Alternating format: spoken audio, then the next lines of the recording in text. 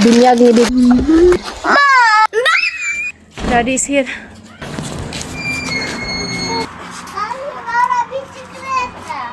Sobrang init today. Keep the bike in it.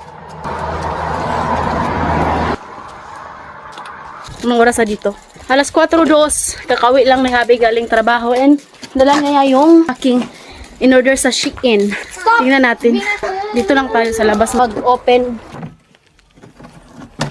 Oh, tingnan natin kung ano yung mga in-order ko kasya ba to sa mga bata. AD. AD! Kaya pala andito siya kasi nga akala niya toys. Ito si AD guys. Pag walang kamera napakaseryoso pero pag may kamera, hilig din. Mauto ng dagway. Ah? Papa!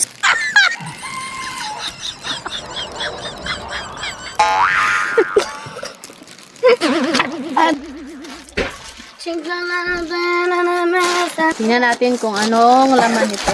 Dumating to nung isang araw. Pero hindi ko pa siya binuksan kasi nga hinintay ko to para masabay na ba. Hindi pa yun? This bra.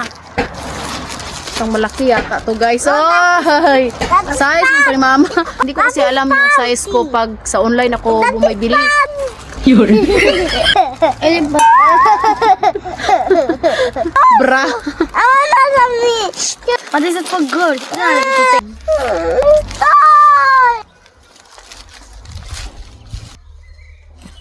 Alam nyo, sa totoo lang, mas matibay yung mga damit natin sa Pilipinas kumpara dito. Ang bilis lang ma-lustrid. Ito,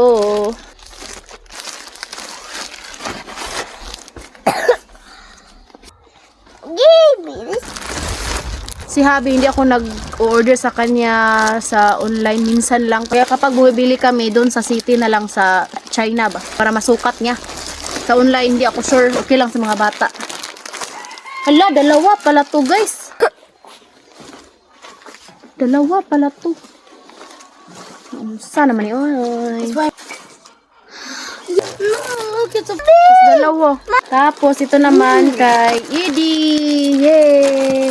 Ito yung susuotin niya sa binyag ni Bibi Gabi. Wala, sana hindi siya malaki guys. Hala. Wow. 4 years old. Tamang-tama para kay Edie, no? Don't put hand. Mommy has two of them. Asya.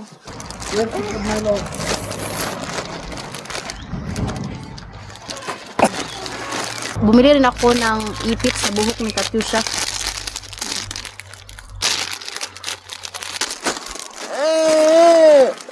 Tapos ito, stocking ba? Stocking. Katyusha, hi de! Those for me. Oh, nag-order din pala ako ng dress. Mura lang to. Nasa 400 pesos. Ayan, oh.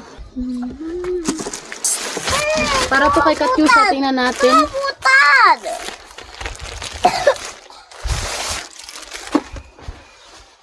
Oh, ito. Nice for you. Wow, simply. Mommy. Na, kailangan ko pala itong plansyahin. Maraming salamat po sa lahat ng suporta. Sana wag po kayong magsawa. Don't forget to follow and subscribe our YouTube channel and Facebook page, The Petter Family.